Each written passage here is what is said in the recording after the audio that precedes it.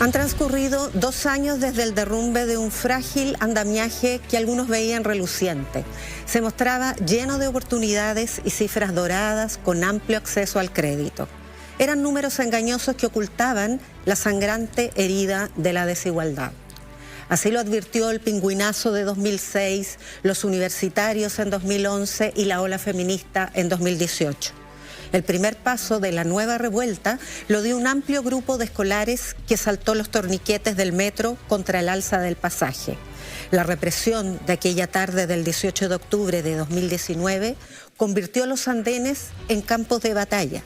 Después de golpear y gasear a los jóvenes, el gobierno cerró las puertas del principal medio de transporte de la capital.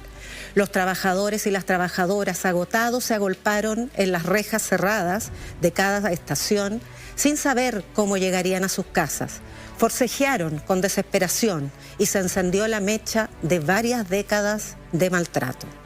Estalló una fuerza comprimida por la frustrada ilusión meritocrática. Se cortó un delgado hilo que pendía de la gobernabilidad.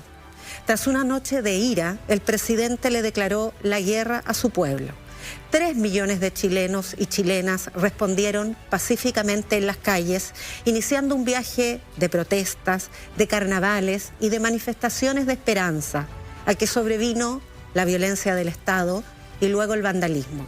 Las violaciones a los derechos humanos fracturaron el alma de Chile y es hora de establecer verdad, justicia y entregar reparación. La redacción de un nuevo trato para Chile, la Convención Constitucional, ya entró en tierra derecha. La campaña presidencial también está en pleno curso y pronto elegiremos a quienes deberán implementar la Constitución Democrática de 2022. Pero el estallido no ha terminado. Todos estos desafíos tienen un nuevo sello que se imprimió en octubre de 2019, la participación popular. La magnitud de las movilizaciones, esos millones de personas que se volcaron a cientos de protestas y marchas, miles de cabildos y asambleas, todavía siguen atentos. Irrumpe el pueblo que había sido silenciado por una élite tecnocrática, que había sido ignorado por partidos que gobernaron décadas en la comodidad de su ceguera. Ese mismo pueblo se transformó hace 2 años en protagonista. Aprendimos que nunca más la política se podrá hacer sin vigilancia ciudadana.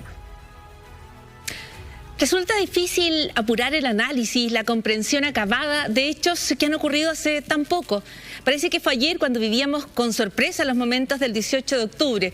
Y como pasan aquellos instantes extraordinarios en los que intuimos que estamos frente a un punto de inflexión, frente a un momento de cambio, recordamos dónde estábamos, quiénes nos acompañaban, a quiénes llamamos, qué pensamos al llegar a casa. Y serán esos relatos entrelazados, entretejidos, los que irán con el tiempo dejándonos ver el peso, el sentido de los hechos de ese octubre. Pero hay cosas que podemos ver hoy mismo, como el desarrollo de un proceso constitucional que está en marcha y que ya comienza a conversar de fondo y a discutir de fondo el desarrollo de una nueva Carta Magna. O, desde una perspectiva más sombría, las falencias de una justicia que tras 3.000 querellas solo el último año apenas suma 4 condenas. Y quizás cifras tan desalentadoras como esa tengan que estar a mano, y bien a mano, cuando se habla de los esfuerzos que le toma y le tomará al país afianzar y reconstruir la perspectiva de un destino común. Los 2 años que han pasado y los que vendrán nos enfrentan a grandes retos, a grandes definiciones. No son tiempos sencillos, son días desafiantes. Se vive entre la esperanza y la incertidumbre. Sabemos que el cambio es necesario, lo percibimos como inevitable, pero no podemos dejar de sentir cierto temor ante el fin de un viejo orden, de una antigua forma de hacer las cosas, como equipos mal acostumbrados a una cancha dispareja pero conocida. A veces tenemos esperanza, a veces cunde el desconcierto. Son tiempos que requieren, entre otras muchas cosas, de miradas honestas, lúcidas y serenas respecto a los procesos en desarrollo. Y quizás desde el periodismo, desde este lugar, esa sea una de las misiones que al menos podemos intentar y poner todo nuestro esfuerzo en cumplir. Aportar con las entrevistas, con las investigaciones, con el debate, a un relato que sin inflamar el miedo, que sin dejarse llevar por la estridencia, acompañe el devenir extraordinario y que esperamos y deseamos sea provechoso de estos días para ustedes, para nosotras y nosotros, para futuras generaciones. Muchas cosas han cambiado desde el 18 de octubre, pero otras permanecen porfiadamente inmutables. En este país de 20 millones de habitantes hay unas 9.000 personas que tienen un patrimonio de entre 5 y 100 millones de dólares. Entre ellos, 263 súper ricos que ostentan un patrimonio promedio de más de 600 millones de dólares. En ese club está el propio presidente de la República. Es el mismo país en que siguen haciéndose bingos para pagar tratamientos de salud, en que el Estado se ha mantenido completamente indiferente a la necesidad de adecuar escuelas y otorgar recursos para que la pandemia no afectara, como siempre, a los niños y niñas en la base de esta pirámide. En 2020, 186.000 niños, niñas y adolescentes abandonaron el sistema escolar. Este año, otros 40.000 no se matricularon en ninguna escuela.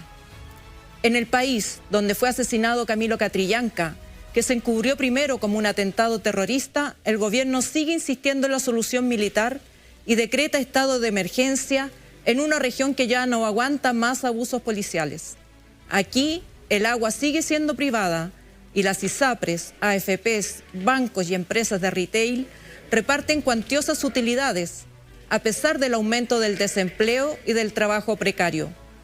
En Chile, los economistas escriben columnas y cartas por el efecto negativo que puede tener en la economía entregar parte de sus ahorros a los cotizantes que aún tienen suficiente para anotarse con un cuarto retiro, pero apenas se inmutan por el efecto negativo que tiene en la viabilidad de Chile, en su posibilidad de ser verdaderamente próspero y justo, la escandalosa concentración de la riqueza y del poder. Nada ha cambiado todavía.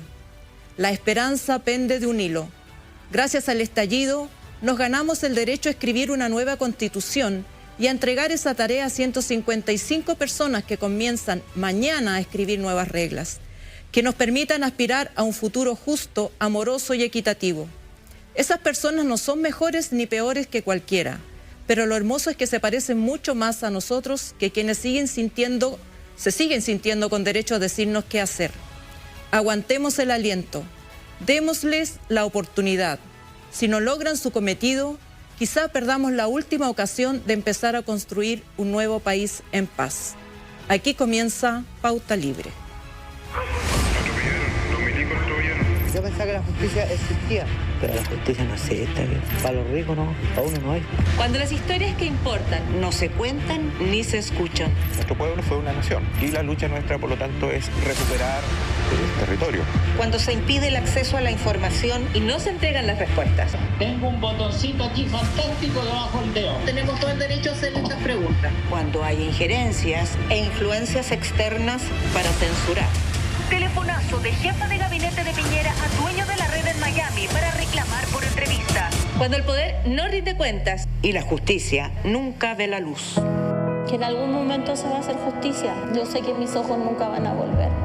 Puede que encuentres la verdad de lo que está sucediendo. Y cuando la encuentres, encontrarás Pauta Libre.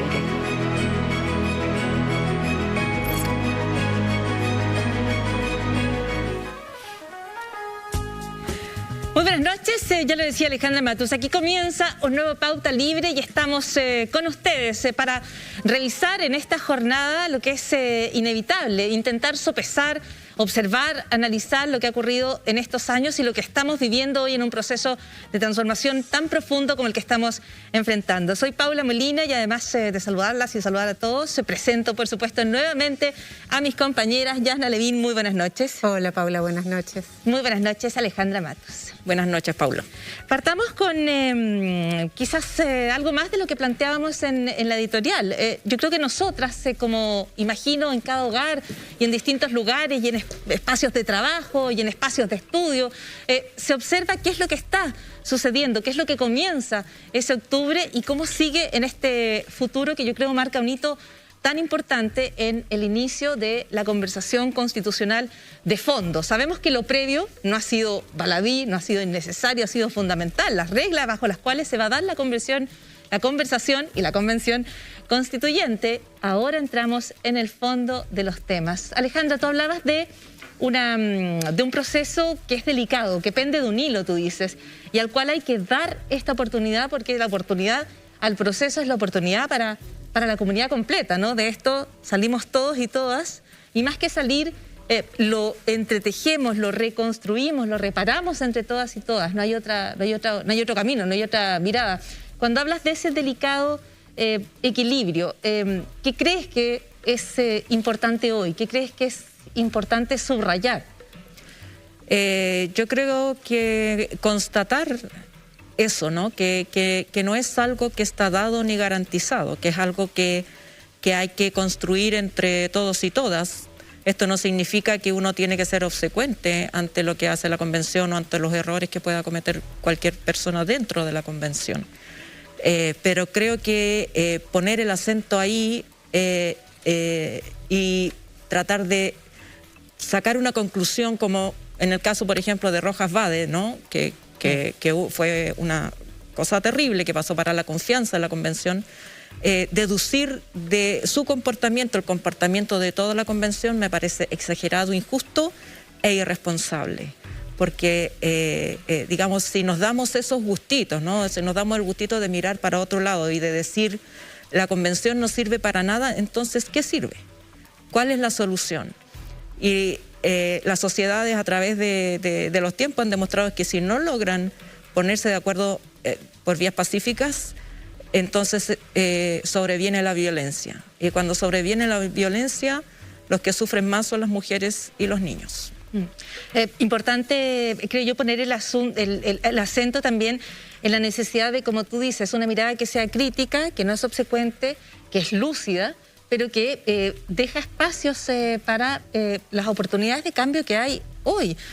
A veces uno observa discursos que pueden ser más o menos aislados, pero que apuntan a que todo aquello que no sea el orden del que veníamos, o orden o acuerdo, o lo que sea que se venía, todo lo demás que venga es el caos. Y a mí me parece que eso de partida no es cierto y no es ni siquiera probable. Y por lo tanto yo creo que hay también un espacio en el cual uno lea esos apuntes, uno observe esos comentarios y los combine, yo creo, con nuestra experiencia personal de transformación. Las cosas cambian, las cosas pueden cambiar y pueden cambiar de manera que sean más justas, que sean más y mejor vivibles, yo creo que para toda la comunidad. Yasna, tú pusiste el énfasis en el relato de los días en torno a octubre y de esa primera respuesta de parte del gobierno, pero es también la respuesta desde el poder, ¿no es cierto?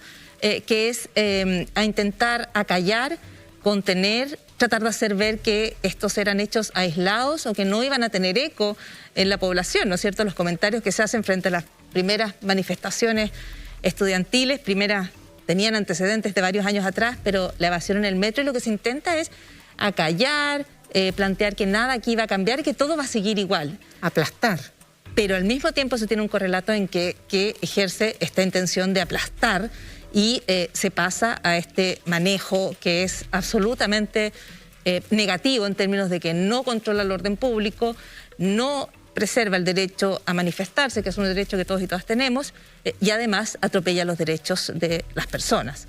Tú pusiste énfasis en eso y me parece que de alguna manera si hay algo que va a ser realmente extraordinario, es que a partir de esa respuesta inicial se haya podido llegar a un proceso como el constituyente, o sea, se haya podido llegar a la posibilidad de conversar, dialogar, debatir y acordar una nueva constitución.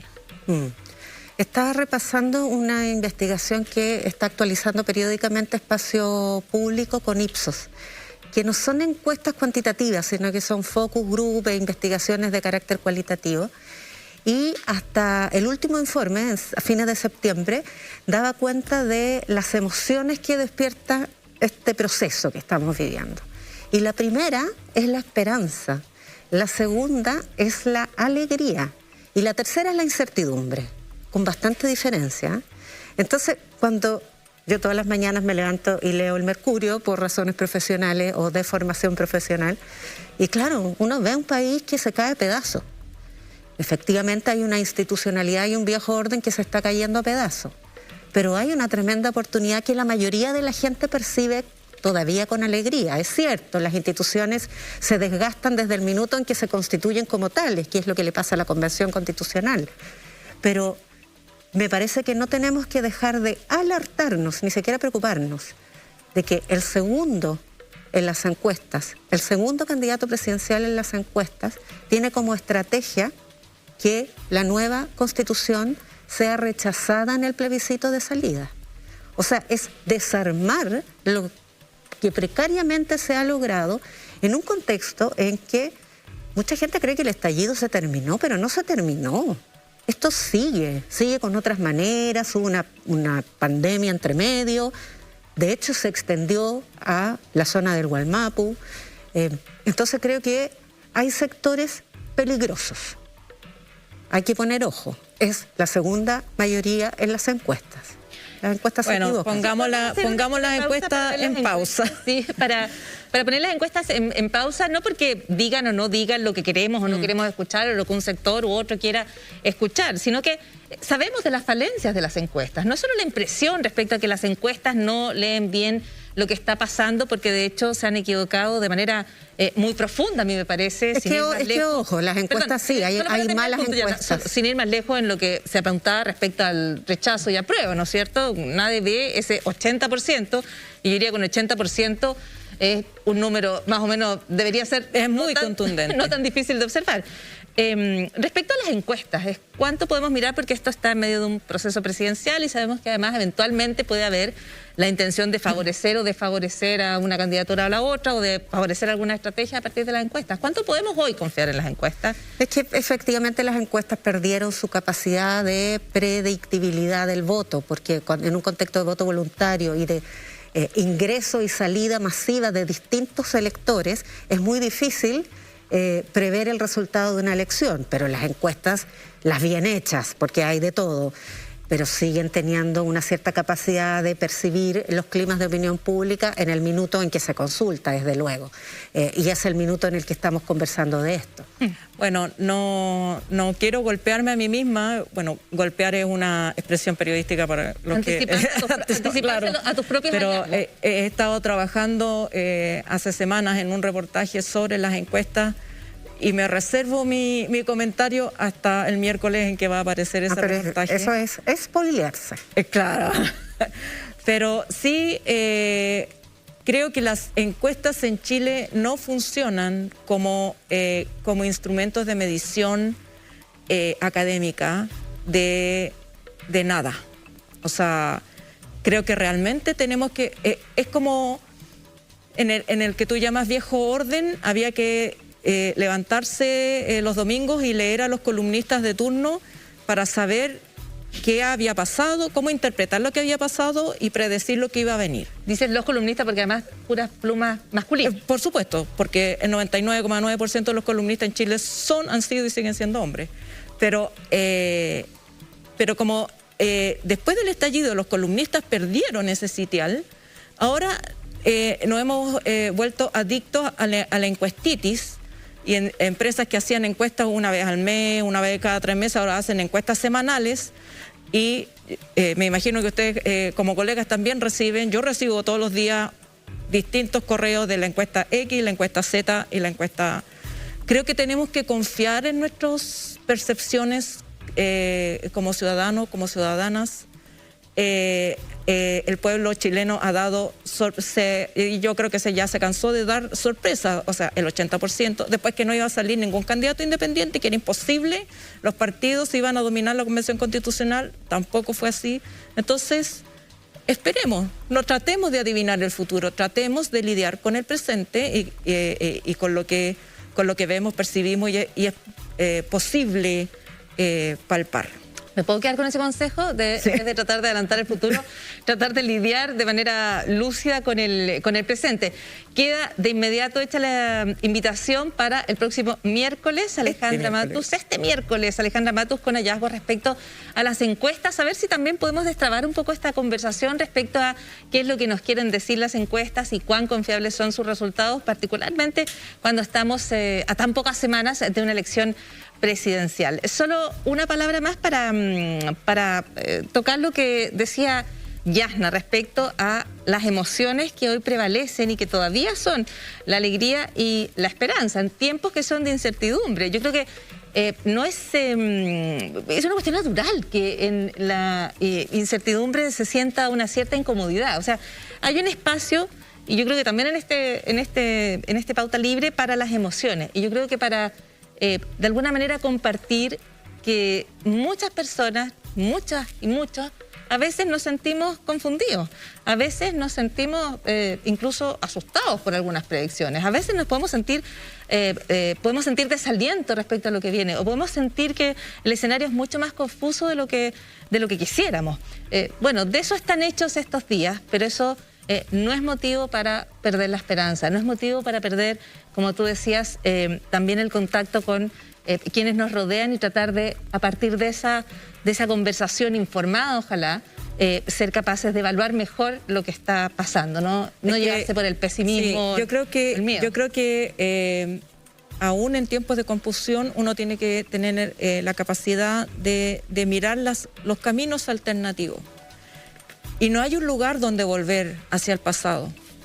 Porque, por ejemplo, veamos la Convención Constitucional, que es paritaria.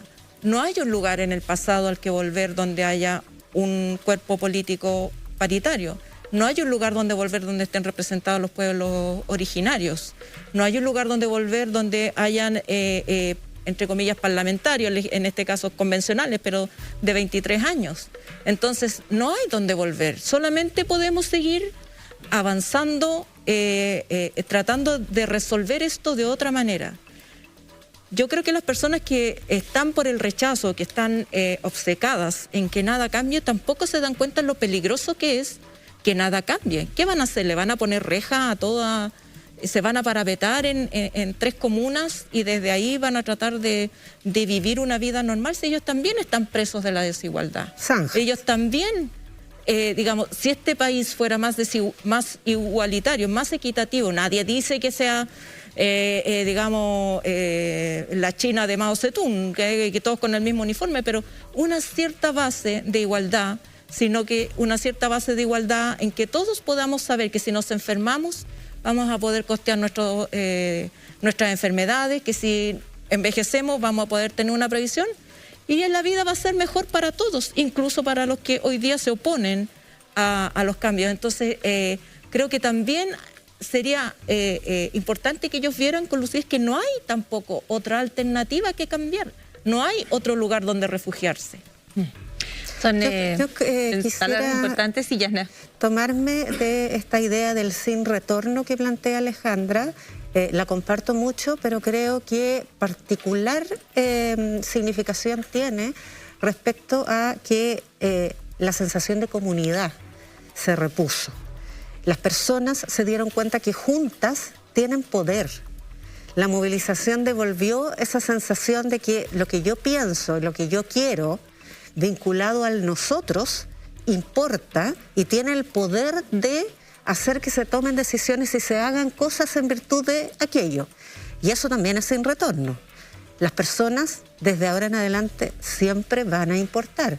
Y no las personas como individuos, no los faundes, que después podemos recordar ese personaje, sino que la comunidad, la sociedad, el pueblo, una palabra que teníamos tan relegada al diccionario. Que no se podía pronunciar en televisión. Era panfletaria. Sí. Pero lo otro que me parece que requiere un análisis muy específico es la deslegitimidad institucional. Creo que es muy inquietante porque son las instituciones las que van a construir este nuevo orden con esas personas, con ese pueblo que ya se sabe poderoso. Pero no podemos mirar la Plaza Dignidad, condenar el pillaje, condenar los saqueos, sin recordar, por supuesto que debemos condenarlo, digo, pero no podemos hacerlo sin antes recordar que hay 2 ex generales directores de Carabineros condenados por razones de corrupción, que hay un ex director de investigaciones recién formalizado y preso por razones de corrupción, que hay un candidato presidencial que recibió dinero, como tantos candidatos, de pesqueras, en el caso del que estoy mencionando, de Soquimich, de Penta y de otras 24 empresas que quedaron impunes, lo sabemos. Entonces, cuidado cuando hablamos de delincuencia. Primero, erradiquemos la delincuencia de la corrupción de las instituciones, y eso no se ha hecho. Eso es parte de la construcción del nuevo orden. Es muy importante. Nos vamos a una primera pausa en este Pauta Libre. Vamos a volver, tenemos muchísimo más para compartir y conversar. Vamos a volver además con Mónica González en entrevista con Gustavo Gatica. Algunos de los apuntes y contenidos para este Pauta Libre. La pausa es breve y ya estamos con ustedes.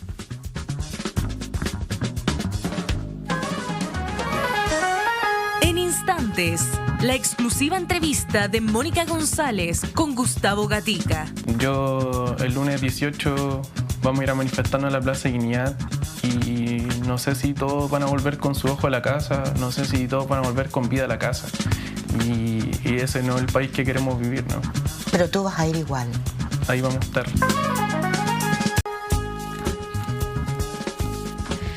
Continuamos en Pauta Libre junto a Alejandra Matus y Yasna Levín. Soy Paula Molina y nos vamos de inmediato al centro de la ciudad de Santiago, hasta Plaza Dignidad. Allí está el periodista Martín Ortiz. ¿Cómo estás, Martín? Muy buenas noches.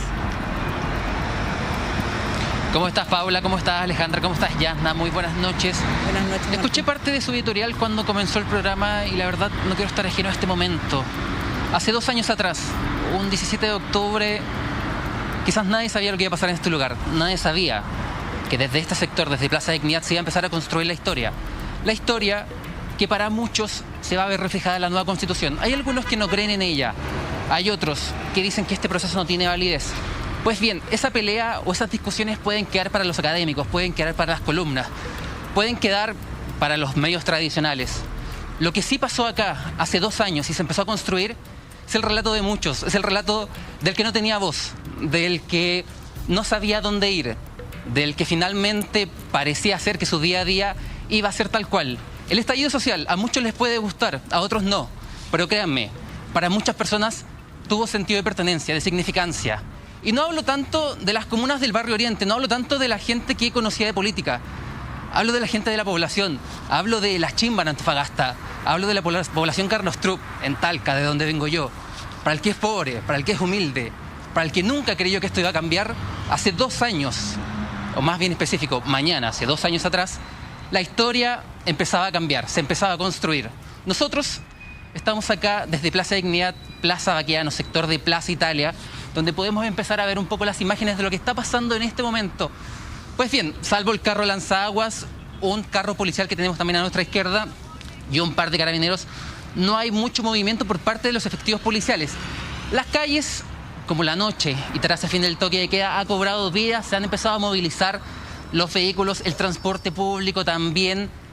Lo que sí parece ser es que mañana nuevamente la gente se va a empezar a reunir en este lugar. Ya el viernes pasado hubo una manifestación pre-18 de octubre. Mañana, cuando se cumplan 2 años, hay varias movilizaciones. No solo en Santiago. Santiago no es Chile. Eso hay que tenerlo siempre presente. En las distintas ciudades del país, en las distintas capitales. Incluso en los pueblos más chicos o en las comunas que muchas veces han sido rechazadas por muchas personas y también por nuestra historia. Pero también en este lugar pasaron muchas cosas. Hubo violación de los derechos humanos. Y no estoy diciendo yo. Lo están diciendo los estudios. Lo está diciendo la ONU, Derechos Humanos, el INDH, Human Rights Watch. No son mis palabras. Y dentro de esas historias conocimos una, la de Violet González, quien el 22 de noviembre del 2019 su vida tomó un giro radical. Y no para bien. Su historia cambió y todo esto tras una historia que tiene más dudas que certezas. Estamos con Violet. Violet, si me puedes acompañar un poco acá, por favor. ¿Cómo estás? Buenas noches. Buenas noches. Si me puedes primero, y también para que la gente sepa en sus casas, nosotros conversamos un poco antes de salir al aire, si nos puedes comentar muy brevemente tu historia. ¿Qué pasó aquel 22 de noviembre, acá muy cerca, en el sector de Universidad Católica? Bueno, desde el día 18 de octubre yo salí siempre a repartir agua con bicarbonato, después agregué la leche, salía con pan, salía con fruta, salía con cigarros, lo que la gente necesitara en realidad. Salía un poco a ayudar a las abuelitas, a las familias. De hecho, principalmente me dedicaba a rescatarlos de los ataques de lacrimógenas y lanzaguas. El 22 de noviembre, como todos los días lo había hecho, salí de mi trabajo Y me bajé en Salvador, caminé para acá, estuve toda la tarde ayudando y cuando ya iba de vuelta a mi casa no había manifestación en el sector de GAM. Y eso tiene que quedar súper claro porque mucha gente me ha dicho, pero estaba ahí puro hueveando. Y perdón mis palabras, pero así me lo han dicho. Y yo no estaba hueveando, yo estaba devolviéndome a mi casa junto con otras 50 personas y de un segundo a otro todo cambió. De un segundo a otro estaba entre el GAM y la entrada al metro y pega el chorro del guanaco en el GAM y lo único que tiene fue afirmarme el fierro del metro. Me pasó el chorro, miro hacia adelante para seguir caminando porque en realidad mi rumbo era llegar a mi casa. Tenía que llegar a mi casa como todos los días. Tengo 2 perritas, vivía sola en ese momento y necesitaba llegar a verlas. No pude llegar porque un carabinero me reventó la nariz, me dejó inconsciente en el piso y sin bastarle eso, me arrastró hasta el otro lado de la entrada del metro, me dejó tirada inconsciente por más de 15 minutos, por lo que pude calcular después por las declaraciones de la gente que me ayudó. Cuando yo reaccioné, los carabineros estaban atacando a todo el mundo. Había un chico al que mientras más gritaba, más le pegaban. Y si él se quedaba callado, le dejaban de pegar. Pero bastaba con que él hiciera un quejido y lo molían a palos. No podía escapar para ese lado. Me tiré hacia el lado del metro. Me encerré sola. Por suerte había gente ayudando a una chica con crisis de pánico. Eso me salvó la vida. Porque si esa gente no me mete entre medio de ese círculo, Carabineros me agarra. Porque venían detrás mío corriendo con una luma nuevamente. Para volver a reventarme. Esa gente me ayudó. Me llevó después por las tarrias tratando de llegar a un punto de salud al que no pude llegar nunca. Porque entraron a atacar con todo. Lo último que vi fue un Paco así, con la mano levantada, con un manifestante de frente al que le dio en la cabeza. Y en ese momento me terminaron de vendar la cara porque mi nariz estaba con una fractura expuesta, colgando. Por lo tanto, me la tuvieron que afirmar para llevarme hasta la posta central. Posta central que no hizo nada mejor. Porque después en los detalles de mi atención médica dicen que fue una fractura leve. Fractura leve es quebrarte el tabique. A mí me destruyeron la nariz. Violet, ha pasado casi 2 años de esto. ¿Qué respuesta has tenido tanto por parte de la justicia, por parte de las policías? Y también hay un punto que es muy importante y que quizás también podríamos empezar a comentar con parte del estudio. ¿Qué ha respondido el sistema de salud a lo que te sucedió? Bueno, vamos a ir por el lado judicial, que es lo más corto. Nada. Mi caso está muy lento. La verdad es que no hay información, hay una cámara de control de tránsito en esa esquina que maravillosamente justo en las horas de la protesta no hay ninguna imagen, lo cual es muy extraño. Y hasta ahí está toda la investigación, hoy día en manos de la PDI de Derechos Humanos, que me disculpará la institución, pero claramente no espero que digan quién fue el carabinero responsable porque se han escondido entre todos toda la vida. Y en cuanto al sistema de salud, la posta central dijo que yo tenía una fractura leve, por lo tanto cuando me derivaron al San Juan de Dios, lo único que me dijeron fue te vamos a hacer una reducción que le hicieron mal porque le hicieron con una anestesia local. Fue una tortura ese procedimiento, no me pude aguantar el dolor del procedimiento, tanto que me tuvieron que amarrar como burrito para que yo no saltara, para que no moviera los brazos, para que no moviera las piernas. No pudieron aún así hacer el procedimiento porque yo ya estaba que me desmayaba del dolor y mi nariz bajó más, por lo tanto perdí aún más el paso de respiración.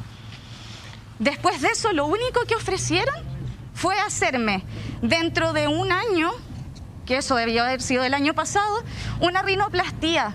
Perdón, pero ¿a mí de qué me sirve tener una nariz bonita si no puedo respirar? Violet, yo sé que la pregunta del cómo estás viene a redundar, no sacamos nada haciendo eso, pero más bien tenemos un sistema de salud que no ha respondido, tenemos un sistema judicial que tampoco ha respondido, tenemos a las instituciones policiales que tampoco han respondido. Hoy en día, a punto de conmemorarse nuevamente un 18 de octubre, ¿qué esperas para ti? ¿Qué esperas que hagan estas 3 instituciones que lamentablemente, al parecer, no han respondido a tus necesidades y finalmente al hacer justicia? Mira, y esto no lo espero solo para mí, lo espero para absolutamente todos los que hemos sido dañados por este Estado.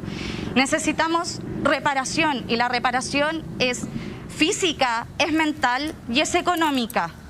Yo perdí mi departamento, Perdí mis estudios porque como me perdí la nariz, no puedo ponerme lentes. Yo soy dependiente de lentes desde los 9 años. No pude terminar mi carrera profesional.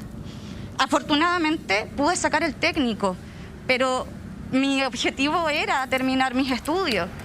Me los quitaron. He estado 2 años en los que no he podido buscar un trabajo estable porque no puedo ver. O sea, pegarme a la pantalla de un computador no es una forma de trabajar. Soy comunicadora, trabajo mayormente con pantallas, por lo tanto no puedo no tener mis lentes y es algo que hoy día no puedo hacer. Necesitamos salud mental y eso no es solo para los que hemos sido afectados como víctimas, sino que para todo Chile. Somos un país enfermo mentalmente. Necesitamos además apoyo en absolutamente todas las áreas y nos han dejado a todas las víctimas de este sistema absolutamente abandonadas. Ahí estamos con Violeta González. Son unas de tantas historias que han pasado en nuestro país, son unas de tantas historias de la vulneración de los derechos humanos. Y aquí quiero hacer una pequeña crítica porque justo hoy, durante la mañana, leí bastantes columnas de opinión. Y entre una de ellas, y entre varias opiniones, hablaba, y lo siento Violet que lo diga ahora, pero hablaban de cómo había quedado el estado de ciertos lugares, parques, plazas, tras el estallido social. Está bien, son necesidades que tenemos todos, son necesidades de áreas verdes. Pero así, como los invito a tener necesidades por las plazas, por los parques que se vieron afectados durante el estallido social, vayan a las poblaciones primero, vean cómo están esos lugares. Vayan a la población de las Américas, Padre Hurtado, Carlos Turopentalca.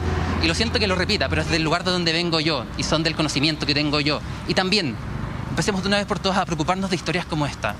Porque cuando empiezan a fallar sistemáticamente ciertas instituciones, pareciera ser que la verdad queda un poco más lejos y también pareciera ser que la incertidumbre sigue viviendo día a día con aquellas personas. Y todo ello por salir a manifestarse y por salir a finalmente hacer su derecho a tener voz y a tener opinión. Paula, Ale, Yasna. Muchas gracias, Martín. Gracias, Martín Ortiz, por el despacho y muchísimas gracias a Violet González. Gracias por compartir su experiencia, su dolorosa experiencia con nosotras aquí en Pauta Libre. Aportemos algunos datos a esta conversación que me parecen de tremenda relevancia. El Instituto Nacional de Derechos Humanos entregó su balance y respecto a acciones judiciales, el 2020 se presentaron 2.917 querellas por abusos en protestas, casi 3.000 querellas por abusos, 52 avanzaron hacia formalización, 111 encontraron imputados y la sentencia condenatoria fue una, después de casi 3.000 querellas. Y el año 2021, de nuevamente 3.000 querellas similares, hubo 4 condenas. Es necesario observar este trabajo, es necesario observar el reguero de desconfianza, frustración, dolor que dejan aquellas personas que todavía confían en la justicia y van en busca de respuestas y se obtiene esta cantidad que la verdad es pequeñísima, es mínima respecto a lo ocurrido. En contraste con las palabras del presidente Sebastián Piñera ante Naciones Unidas, cuando él dice que serán todos los esfuerzos para que en Chile no haya impunidad. Alejandra. Sí, yo quiero traer a colación a propósito de este tema un informe que sacó la Universidad Diego Portales, su informe de Derechos Humanos anual, donde hacen una crítica muy directa y sustentada a la actitud de la Fiscalía en este tema, al Ministerio Público. Porque el Ministerio Público, según las palabras de los investigadores, no ha tenido una estrategia para abordar los casos de derechos humanos. Recién ahora están nombrando un fiscal con dedicación exclusiva, algo así como había antes, cuando reporteábamos con la Yasna tribunales, ministro en visita. Porque obviamente que tú no puedes investigar los casos aisladamente. Hay una situación masiva, hay una violación masiva de derechos humanos. Si fue sistemática o no, una cosa que está en discusión, pero que fue masiva, fue masiva. El Instituto Nacional de Derechos Humanos se querelló en 3.000 casos, pero se contabilizaron más de 8.000. Y en esos casos hay tortura, abuso sexual de jóvenes y menores de edad, hay homicidios, hay los 400 casos de daño ocular y numerosos otros casos de los cuales muchas veces ni nos enteramos, como el caso de Ivette, que probablemente ni siquiera está contabilizado, porque eso pasa cuando hay violaciones masivas. Los casos, entre comillas, menos graves para una masa que sufrió graves violaciones a los derechos humanos, es menos grave desde un punto de vista comparativo, pero para ella es grave. Y merece justicia, y merece reparación, y merece atención del Estado, lo mismo que los jóvenes que fueron torturados, golpeados, cualquiera que haya sido el abuso que se cometió, todos tienen derecho a su día en la justicia, y la justicia no ha reaccionado. Y yo veo que está pasando algo muy parecido a lo que pasó con la justicia con la dictadura. Por supuesto que estamos en un contexto democrático y las condiciones no son las mismas, pero ¿qué pasó con los tribunales? Eso lo hace más grave. No reaccionaban, no aceptaban los recursos de amparo, no investigaban. Y esta institución democrática que se creó con la promesa de darnos una mejor justicia, de ser imparcial, de terminar con los vicios que tenía la justicia antigua, no es capaz de investigar casos donde hay cámaras, testigos, donde no hay una DINA que vaya a meter preso al fiscal porque investiga. No es capaz de darles respuesta. Yo encuentro que es tan desesperanzador, es tan insoportable, creo yo.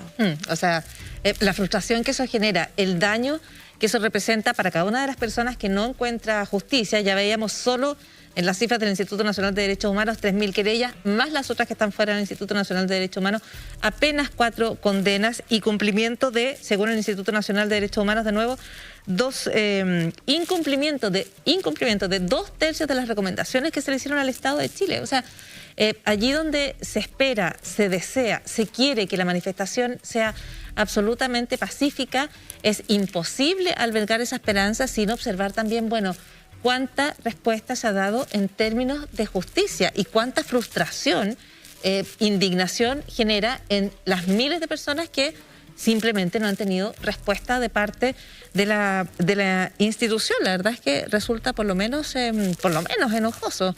Sí, lo del Ministerio Público que comentan requiere una revisión importante.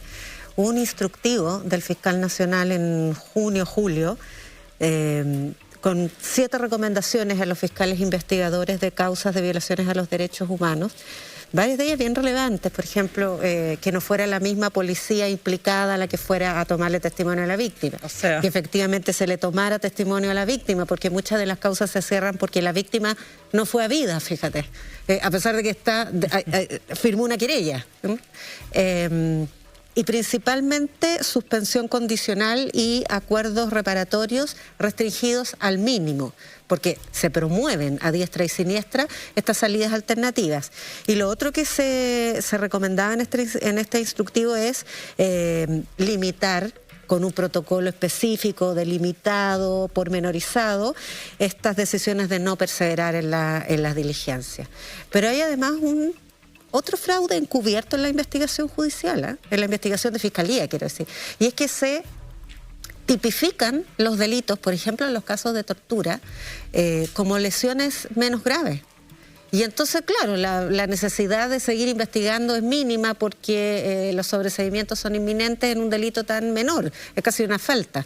Y son casos de tortura, son golpizas, son verdaderos cuerpos masacrados en las calles que han sido caratulados de esa manera. Tal como dice Alejandra, eso es muy cierto. Muchos casos invisibilizados, muchos casos que por temor no hicieron denuncias. Porque a nosotros nos llegan casos constantemente y a mí me siento muy abrumada porque no podemos darle cabida a todos, no nos dan las circunstancias, las condiciones materiales para reportar todo, pero constantemente casos graves, casos de personas que han quedado postradas, que no pueden seguir con su vida como era antes, y lo mínimo que les debe el Estado, porque también hacemos este análisis como el Estado como una cosa lejana, ajena, que graciosamente tiene que mirar a la ciudadanía, pero el Estado nos pertenece. El Estado se financia con los impuestos. con los impuestos de la muchacha que le rompieron la nariz, se financia el Estado, se financian los carabineros, los fiscales y todo. Lo mínimo que tienen que dar es atención, lo mínimo. Y parece que trabajaron para otro agente o para otro país, no sé. La indiferencia es... Un último dato, sí, antes de pasar a lo de carabineros, que creo que merece mención específica. Antes de la crisis de octubre, o de la crisis social, un 1% de las causas por violencia institucional terminaba con sentencia. Después de la crisis se redujo a 0,03. O sea, peor. O sea, es 30 veces menos, habiendo multiplicado, no sé de cuánto, no tengo el cálculo, pero no es difícil hacerlo. Pero el tema de carabineros es una deuda pendiente enorme, porque Chile necesita policía.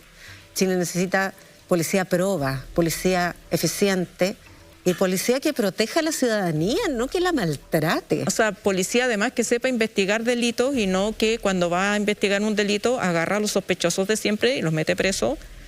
Digamos que es otro tema que también se olvida, ¿no? El uso excesivo de la prisión preventiva para pobres. Claro.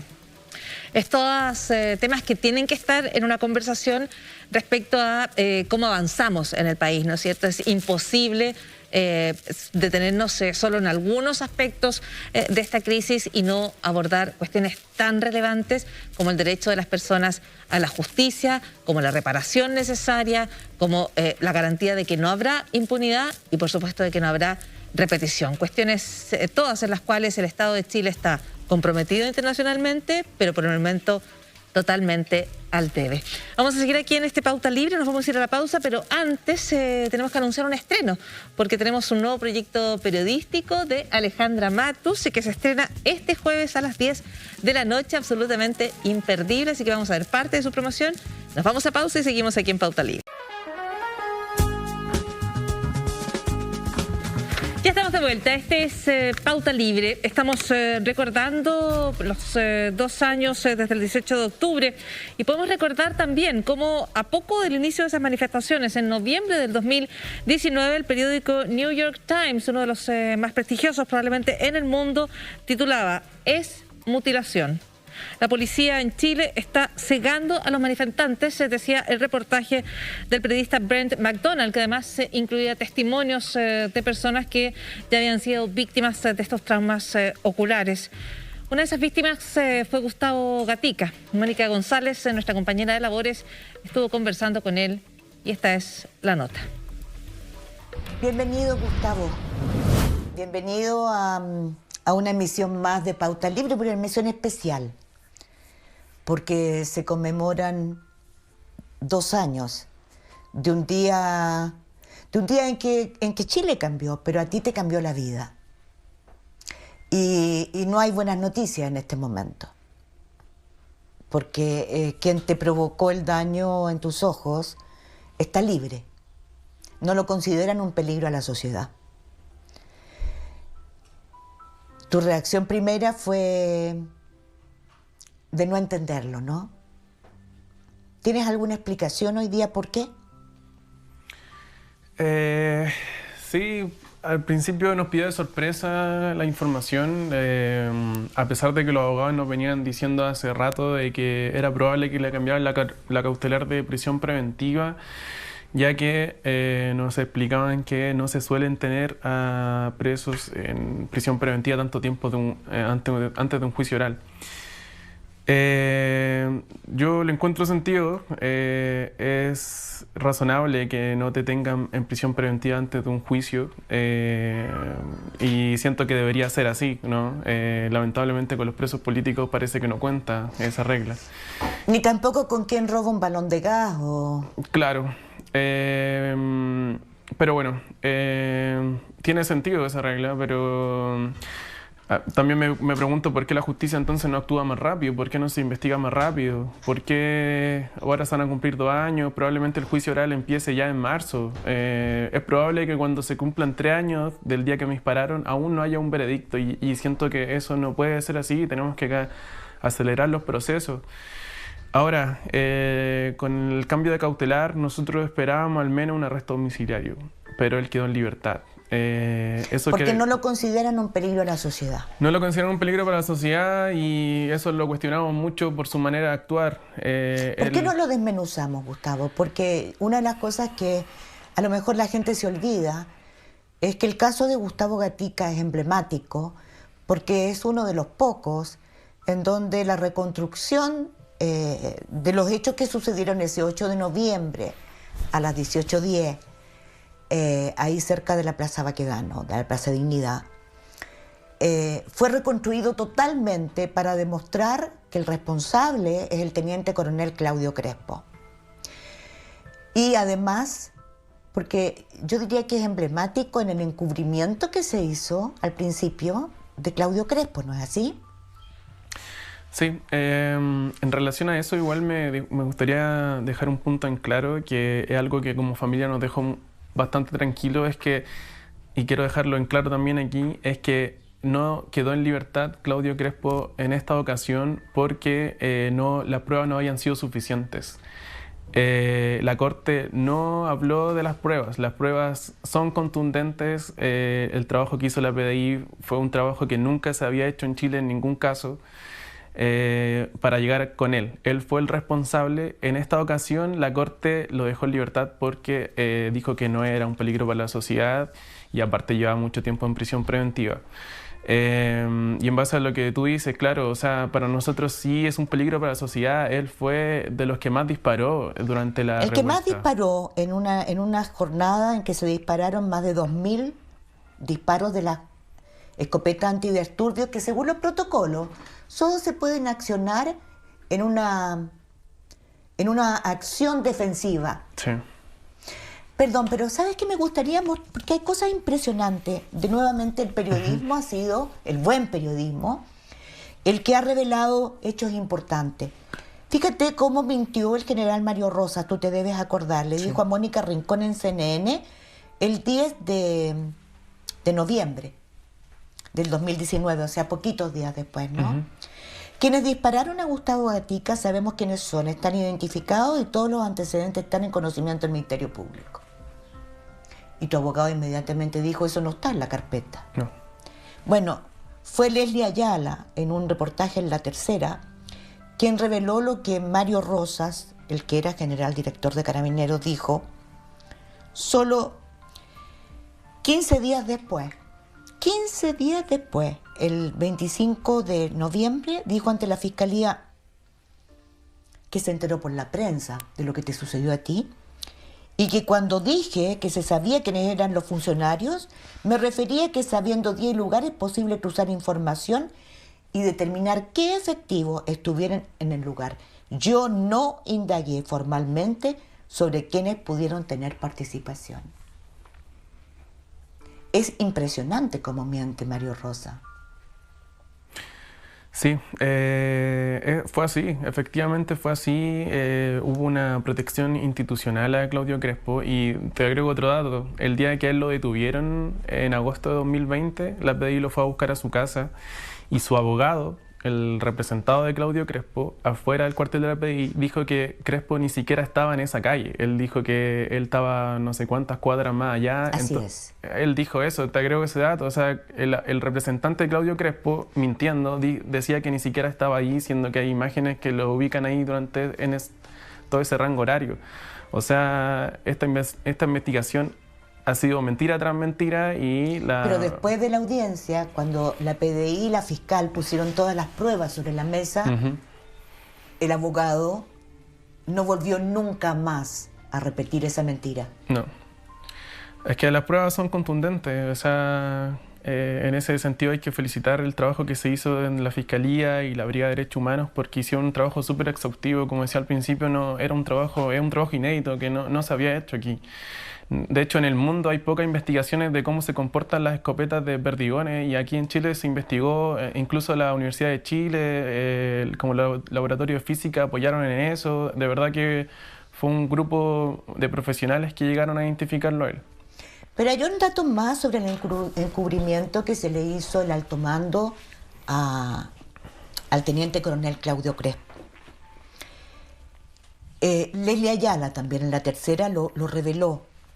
el sumario interno que hizo Carabineros, que está fechado el 9 de diciembre, o sea, 2 meses después de lo que te ocurrió, no, un mes después de lo que te ocurrió, dice, no existe certeza que la munición utilizada por Carabineros, textual, haya causado las lesiones oculares a Gustavo Gatica. Y el sumario no descarta que la lesión haya sido provocada por los propios manifestantes. O sea, dice no solamente que no fue de Carabineros, sino que quienes hirieron fueron los manifestantes. Sí, así de ridículo es. Bueno, de hecho esa tesis hasta hoy en día la mantienen, siendo que los perdigones que a mí me sacaron de los ojos están, es parte de la carpeta investigativa, pero siguen sosteniendo esa tesis. Qué espanto, ¿no? Sí. O sea, a lo que quiero ir, Gustavo, tu caso es uno de los 3 entre todas las lesiones oculares que están demandando al Estado por indemnización y por justicia, que el Consejo de Defensa del Estado acogió. Es una de las 3, ¿ya? Por la contundencia de las pruebas, efectivamente, pero además porque Crespo tiene otro juicio en el cual el CDS querelló contra él, ¿no es así? Tú lo sabes. Claro, sí. Él hirió gravemente en el cuello, en el rostro, a otro manifestante el 2018, en el Día del Joven Combatiente, ¿no es así? Sí. A un joven desarmado, a Efrán Gutiérrez. Y sin embargo, fue en marzo del 2018, él fue ascendido en junio a teniente coronel y siguió siendo instructor de fuerzas especiales desde entonces y hasta mucho después de que te hiriera a ti. Sí, o sea, es aquí donde volvemos al tema de qué tan peligroso para la sociedad es él. De partida, lo que tú dices, y dejarlo en claro, él era instructor de cómo se ocupa este armamento. Él le enseñaba a las nuevas tropas, por decirlo de alguna forma, cómo ocupar esa escopeta. Entonces estamos hablando de alguien que sabía cómo se ocupaban y sabía también el daño que provocaban. El año 2018, en el Día del Joven Combatiente, él le disparó a un joven a 5 metros. Ese joven hasta hoy en día tiene perdigones en su cara, que no le han podido sacar. Son operaciones difíciles, son cirugías difíciles y él aún tiene un perdigón en su cara. Entonces él sabe el daño que provoca y durante el estallido fue de los que más dispararon. Pero él sabe además que si no se arrodilla, como lo ordena el protocolo, ese que él enseña, supuestamente, puede herir letalmente. Muy gravemente, sí. Y él, los videos que se reconstruyó, aparece no arrodillándose. Sí, hay una infinidad de videos de él disparando de pie. Además, él es muy alto, entiendo. Entonces, el daño que le dicen el carnicero. No por nada le dicen el carnicero. Sí. Sí. Y a ese carnicero que tiene ese prontuario, es decir, ha dejado heridos, no uno solo, no solo a Gustavo Gatica, que también hirió a una niña de 9 años en Valparaíso, según denunciaron los barristas de Santiago Wanderers. Es decir, un hombre que tiene prontuario, está libre, es defendido, pagándole al abogado con plata de todos los chilenos, y no es considerado peligro para la sociedad. Sí. Y lamentablemente, como familia, sí nos sentimos vulnerados. Es decir, él está libre. O sea, nosotros podemos ir caminando por Santiago, pasar a comer algo y él va a estar sentado con su familia al lado de nosotros. Pues es una realidad, puede pasar, ¿cachai? Y eso no puede ser, la justicia no puede ser que no considere esas cosas, como el daño psicológico que provoca a la víctima y a su entorno, en este caso a mí. No puede ser que caminando por Santiago me encuentre con él, ¿cachai? ¿Y la impunidad qué provoca en la sociedad, Gustavo? La impunidad se está viviendo y me gustaría también en esto decir que he tenido la fortuna, el agrado de conocer a muchos compañeros y compañeras de heridos de trauma ocular que son un símbolo del estallido por todos los ojos que se perdieron. Y te digo, yo que los conozco, lamentablemente en ningún caso de ellos ninguno sabe quién les disparó. No ha avanzado ninguna investigación. Yo conozco, los más 10, 20 cabros que ya puedo considerar que son mis amigos y no saben quién les disparó. O sea, en el caso de la Fabiola, en mi caso, que son casos más emblemáticos por el daño, claro, han avanzado un poco las investigaciones hasta cierto punto. De hecho, ya van a pasar 2 años y aún no hay, ni siquiera empieza el juicio oral. Pero lamentablemente en la mayoría de los casos no hay justicia, ni siquiera se ha identificado a nadie. Entonces la impunidad, y lo digo con mucho pesar, ya se está viviendo. Entonces necesitamos acelerar los procesos, que las cosas funcionen. Son 2.520 querellas en total a un año del estallido que se calculaba. Y tenemos 3 formalizados. Sí, es así. Es así. Es duro, ¿no?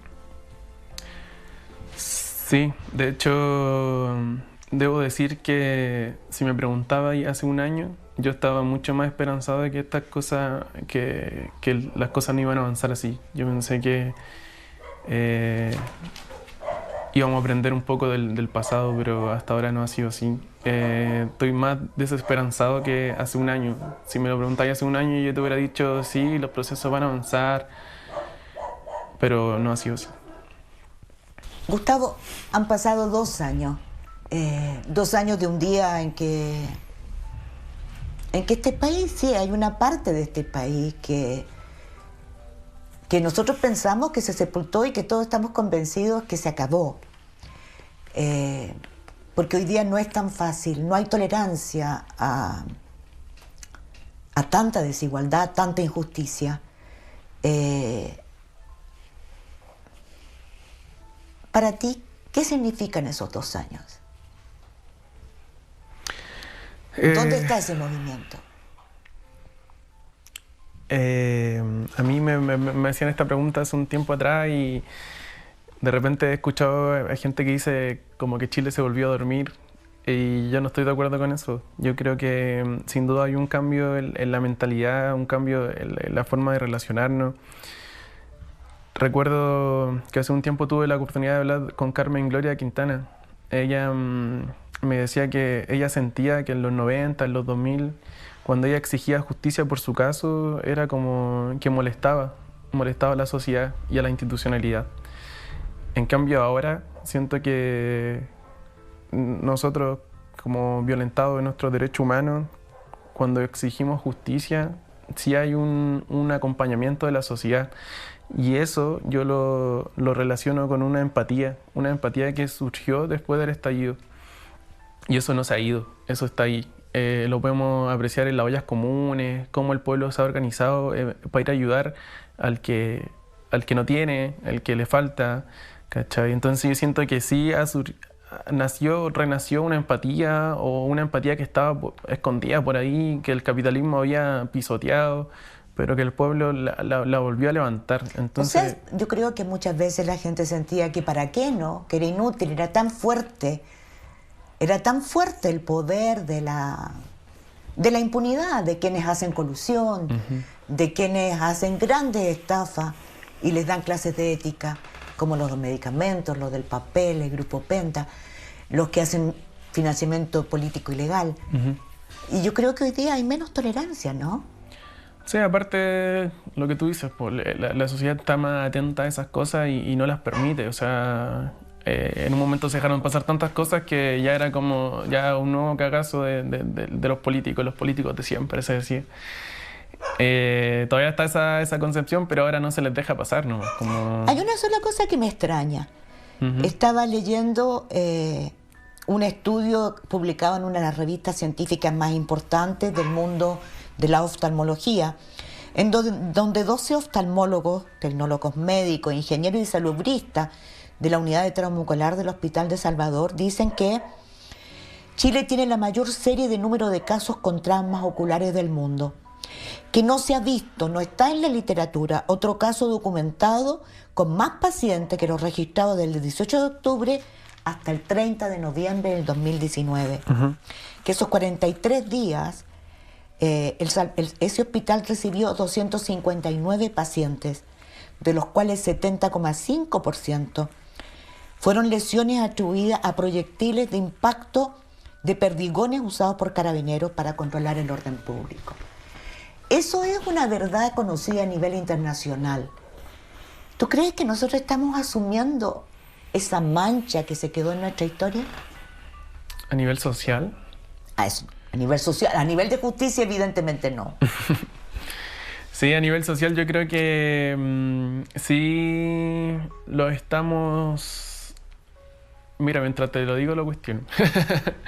Porque siento que igual el apoyo que gestionamos muchas veces entre los heridos de trauma ocular es entre los heridos de trauma ocular. Cuánto a nivel social estamos levantando esta consigna de los heridos de trauma ocular y lo impactante que fue. O sea, es importante recalcar eso, que nunca en la historia, en ninguna guerra había pasado algo así. No sé, ¿cachai? No sé si tanto a nivel social se han levantado tantas organizaciones que vayan en ayuda. Existen y bacán que estén, ¿cachai? Pero no sé si en la magnitud que deberían. Sobre todo los cabros que están en regiones están bien votados, así. Acá en Santiago hay más organizaciones y nos ayudamos entre nosotros, pero en Conce, en Valpo, para el norte también, en Iquique, hay hartas organizaciones muy chicas y que están muy votados los cabros. Entonces siento que hay que darle más importancia así, a nivel social. ¿Sabes qué me impactó también? Hay una explicación jurídica que hacen algunos abogados muy importante cuando le responden al Consejo de Defensa del Estado por no acoger la querella que presentan los más de 300, bueno, ahí son más de 200 querellas de heridos por trauma ocular. Entonces dicen, cuando se trata de una lesión ocular que provocan proyectiles de carabinero, ya sea por bombas lacrimógenas, perdigones o carro lanzagua, bueno, es un accidente. 2, bueno, se repitió el accidente. 3, bueno, qué horror lo que pasó. Pero cuando son más de 300, cuando son más de 400, entonces ya no hay accidente.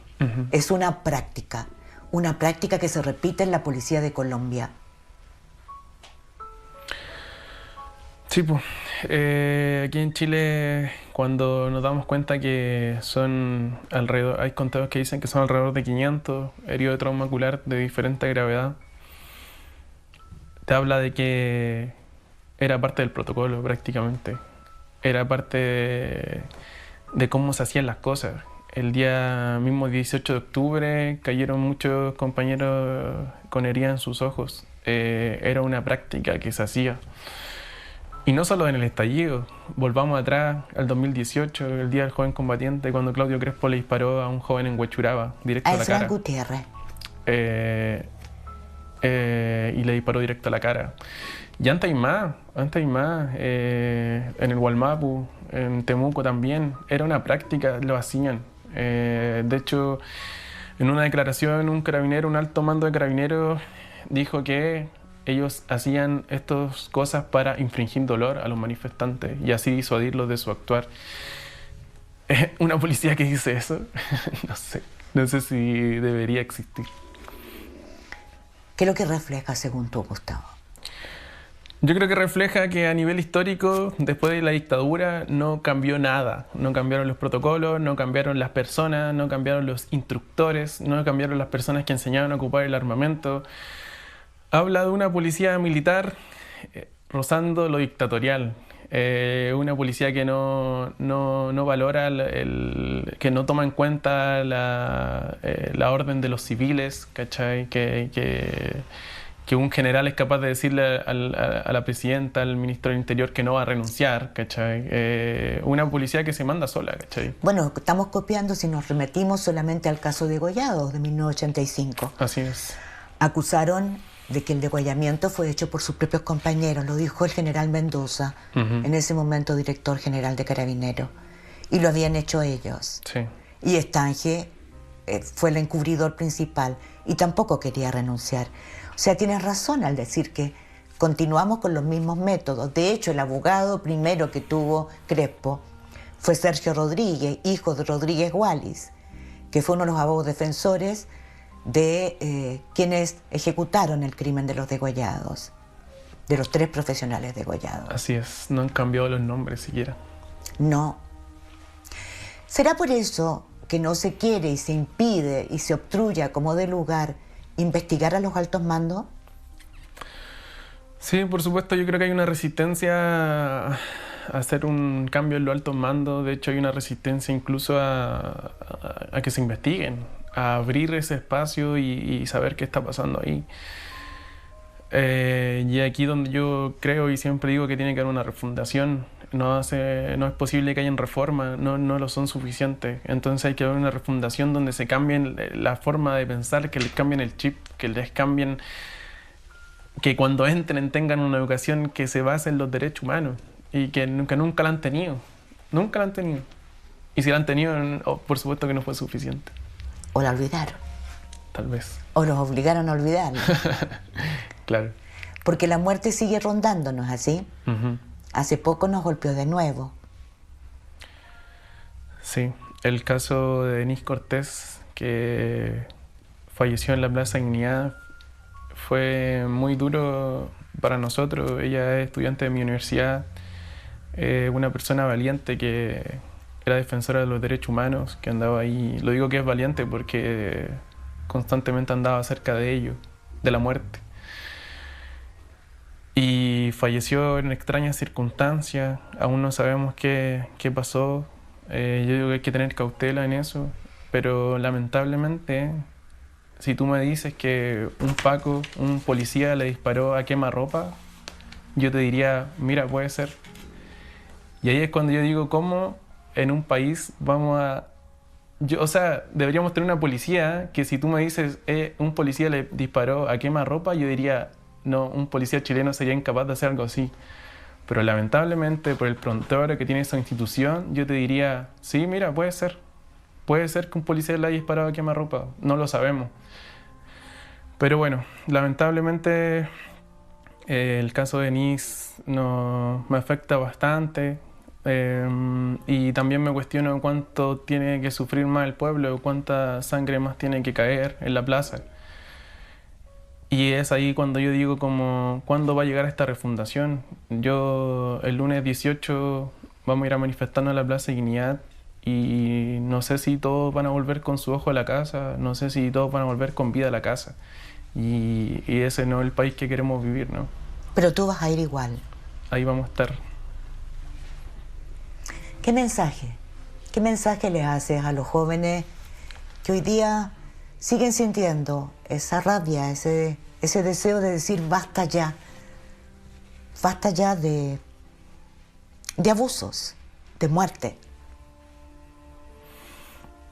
Yo les diría que se organicen, que se sigan manifestando, que se cuiden, que si pueden ir con casco, con lente antiparra, con máscara, con chaleco antibala prácticamente, si pueden ir así, que lo hagan, pero que no paremos de manifestarnos, pero siempre cuidándonos, porque ya no, yo creo que el pueblo y bueno, yo personalmente ya no aguanto que sigan cayendo personas.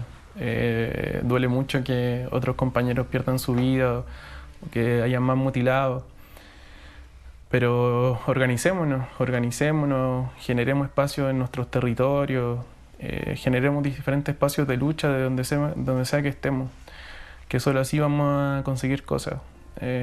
Ponerle aguante a la constituyente también. En lo personal le tengo mucha fe, tengo muchas fichas puestas ahí. Así que a defender la constituyente también, que de ahí va a salir algo bueno. Tengo mucha esperanza en eso. Gustavo, no has perdido la sonrisa. Tu sonrisa sigue igual de ancha, de luminosa. Y han pasado 2 años. ¿De dónde sacas fuerza? De mi familia, de mis amigos y amigas, mis compañeros y compañeras, y del pueblo. Siempre que ando por la calle recibo un grito de ánimo. Me dicen que no estoy solo y eso de verdad que te levanta, es el amor que nos levanta cada día. No te digo que a veces no me canso, que a veces ando estresado, Estos últimos días he andado bien cansado emocionalmente, pero el amor te levanta, los proyectos, las ganas de hacer cosas, el entusiasmo. Yo creo que el entusiasmo es lo que mueve el mundo y hay que hacerse la ganas de generar proyectos, de hacer cosas, y eso es lo que me mantiene en pie. La música también, son tantas cosas, pero en general yo creo que el amor es lo que nos mueve y nos levanta y nos sostiene. Ese amor, Gustavo, del que hablas, con ese me quiero quedar. Me quiero quedar hoy día, cuando la muerte sigue acechando. Porque ese amor y tu sonrisa nos dan esperanza a todos nosotros. La sonrisa de Gustavo, el amor de Gustavo, es una esperanza. Muchas gracias, Gustavo. Muchas gracias.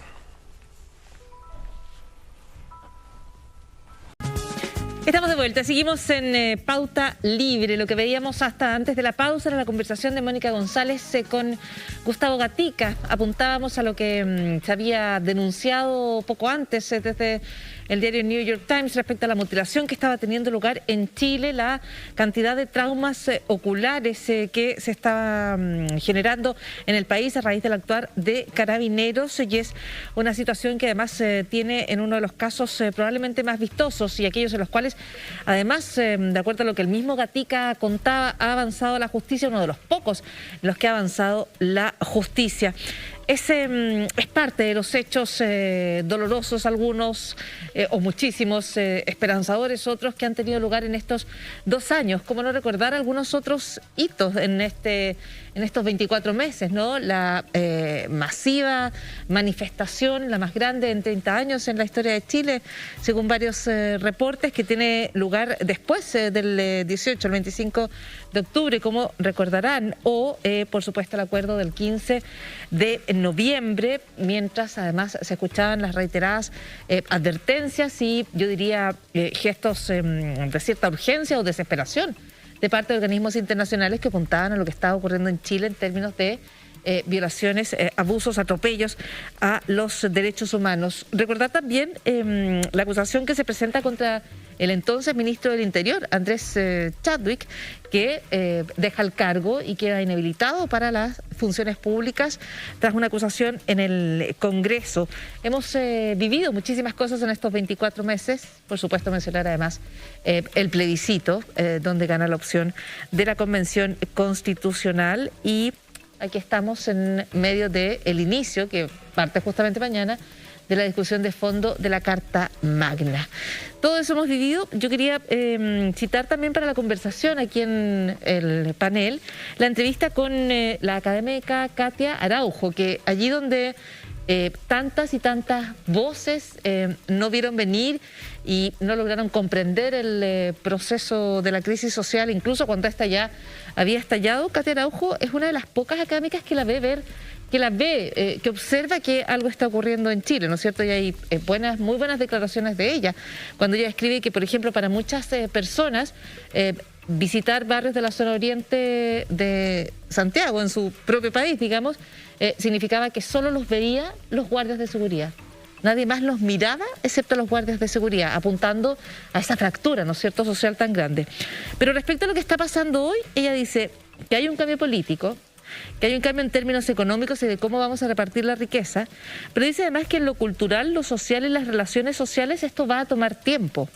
Dice, hay disputas que no son simples porque lo más usual en esos momentos es que el que tiene que dejar privilegios tiene temor y el que quiere ganar algo más de dignidad o algo para sí mismo tiene que dejar de pensar que la única manera de hacerlo es vía la imposición y la fuerza. Es parte de lo que advierte Katia Araujo. Ya nos vamos al móvil, pero quería preguntar sus opiniones, reflexiones respecto a este tema. Claro, pero yo creo que las cosas pasan más allá de las admoniciones normativas o de decir esto está bien, esto está mal. Y creo que hay facilitadores de la violencia y digamos, facilitadores de la paz. Un facilitador de la paz es la justicia. Pensemos en el caso de George Floyd en Estados Unidos, que provocó un estallido social en Estados Unidos, pero que se contuvo rápidamente porque la justicia actuó rápidamente y con condenas ejemplificadoras. Y es triste escuchar a Gustavo Gatica decir que ahora tiene menos esperanza de la que tenía hace 2 años. Esa es la desesperanza o esa, digamos, pesimismo que cuando se instala en el colectivo social es lo que incentiva digamos, a las personas con un comportamiento más antisocial a tomarse las calles, porque los otros se retiran. Entonces, creo que hay que hacer un esfuerzo colectivo por mantener la esperanza, no en las instituciones que digamos, han hecho todo para que uno pierda la esperanza en ellas, sino que esperanza es lo que podemos hacer colectivamente todos juntos en construir un nuevo orden de cosas. Pero es súper importante un análisis que vaya más allá de está bien, esto está mal, ¿no? Claro. Cuando se dice se necesita condenar la violencia, ciertamente.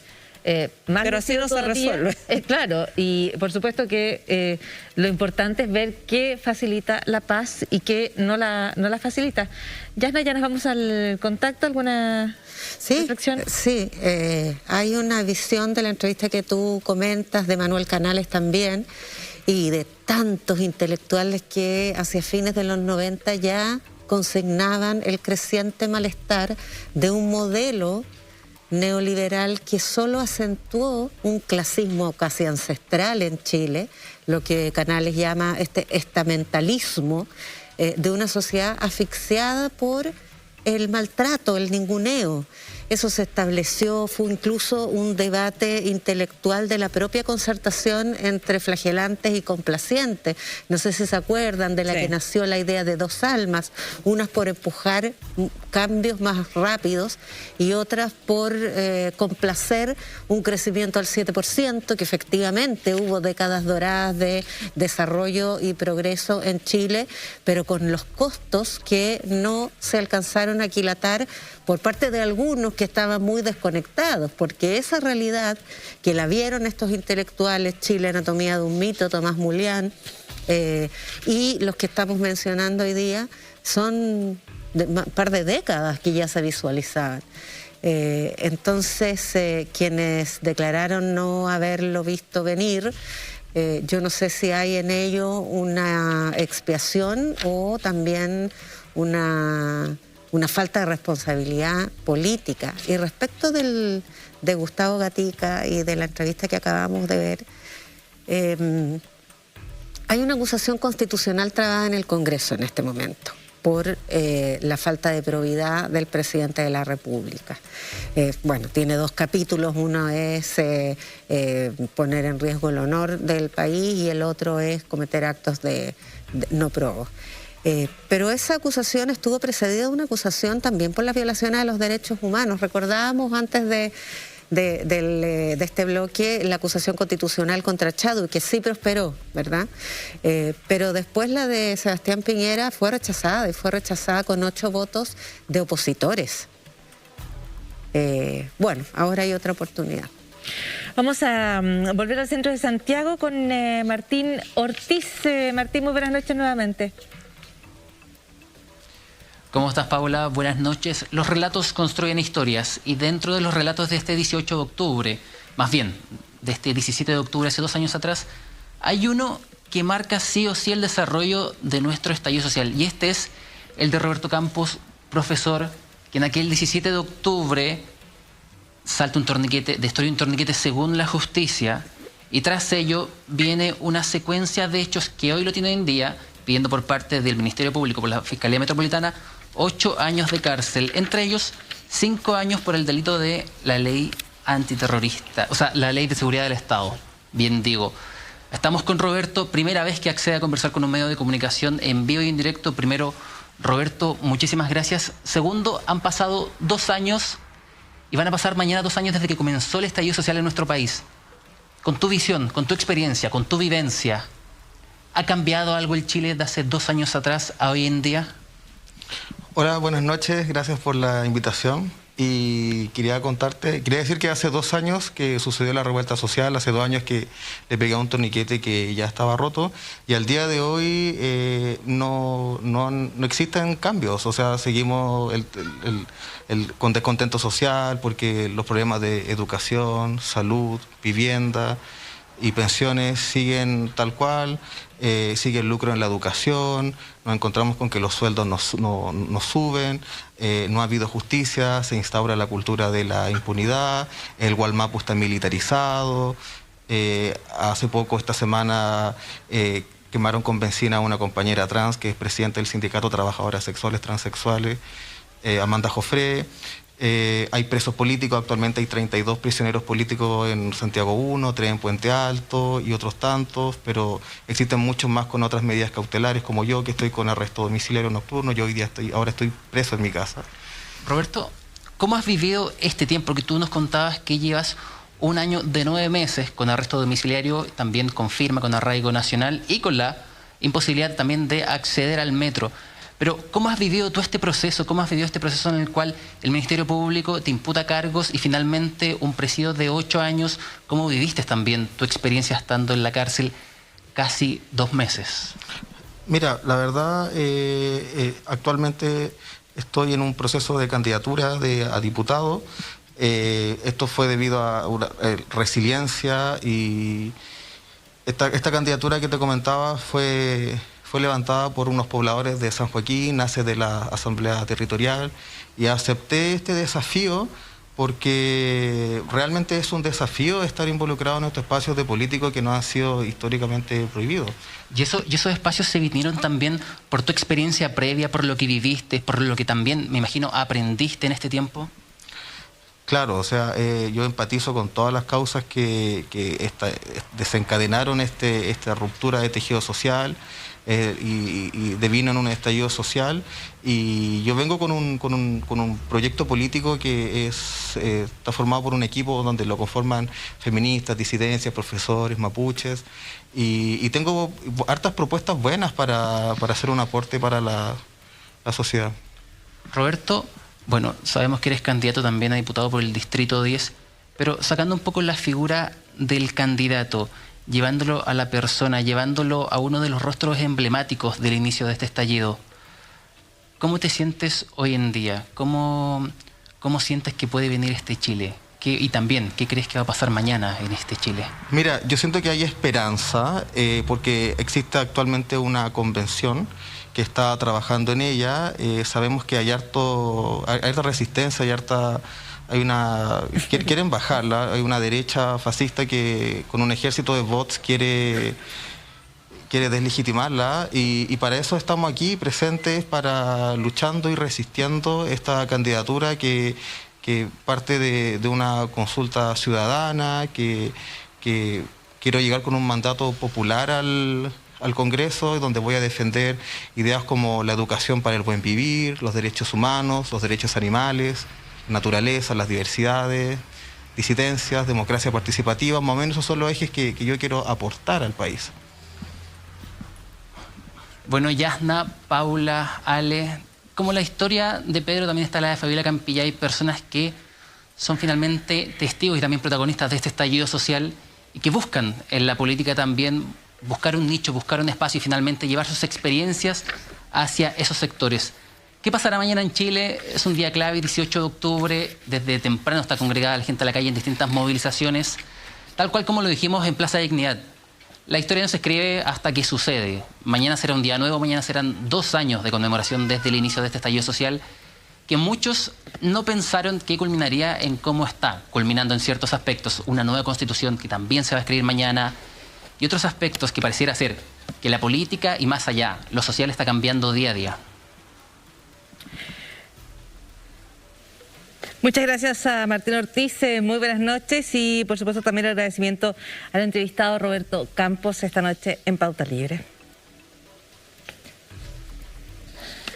Tenemos algunos minutos todavía de programa. Vamos a cerrar, por supuesto, esta edición del Pauta Libre con la expectación ante lo que ocurra mañana en esta conmemoración. Recalcar también, porque no podemos olvidarlo, estamos haciendo este programa con mascarilla, estamos en medio de un aumento sostenido, todavía pequeño, pero sostenido, de casos de COVID-19. Entonces, para todos los efectos, lo necesario es mantener aquellas medidas que nos cuiden a cada una de nosotras y nosotros, y también, por supuesto, a todos y todas las demás. Un anuncio importante, tenemos un nuevo episodio de Poder y Verdad, y la invitación es a ver la promoción del programa de Mónica González. Este jueves, de manera excepcional, en un especial de Poder y Verdad.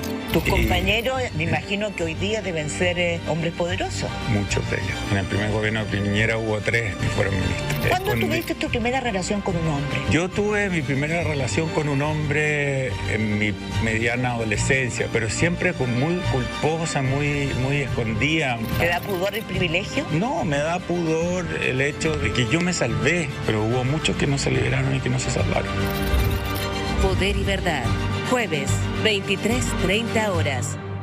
La Red, cambiemos juntos. Ahí está, Poder y Verdad. Nos reencontramos entonces con Mónica González. Vamos a tener un súper jueves, además, porque ese mismo día va a estar Alejandra Matus con Jaque Matus. Así que muchísimo para no perderse este jueves en La Red. Llegamos a los últimos segundos del programa. Yasna, me gustaría una pequeña reflexión al cierre. Aprovechemos de estar en la víspera de la fecha de mañana, de la que hemos hablado todo el programa, y esperemos que sea una conmemoración con la misma esperanza, alegría, optimismo que hubo aquí el 25 de octubre, cuando hubo más de 3 millones de hechos. Recupere ese espíritu de participación ciudadana, de despliegue de poder de la gente, de incidir, pero con esperanza, con un movimiento responsable, con optimismo. Estupendo punto, Yasna. Muchísimas gracias. Alejandra, al cierre del programa.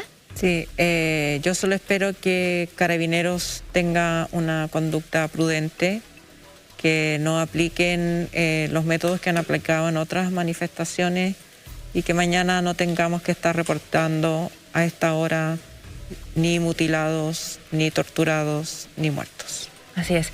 Hay un derecho a la manifestación, es un derecho que ha reivindicado el pueblo de Chile. Es una esperanza lúcida la que se puede abrazar, la que se puede expresar para una ciudadanía que ya no dejará de participar, ya no dejará de hacer oír su voz, y una democracia que tendrá la capacidad, desarrollará y mejorará sus instituciones para responder a ella. Es la esperanza, ¿no?, ante un nuevo 18 de octubre.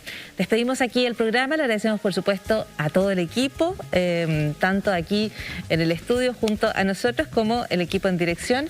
Yasna Levin, muy buenas noches. Buenas noches, Paula. Alejandra, buenas noches. Buenas noches. Alejandra, muy buenas noches. Sí. Volvemos a encontrarnos, la invitación para el jueves con Poder y Verdad y Jaque Matus, y aquí en Pauta Libre el próximo domingo. Muy buenas noches.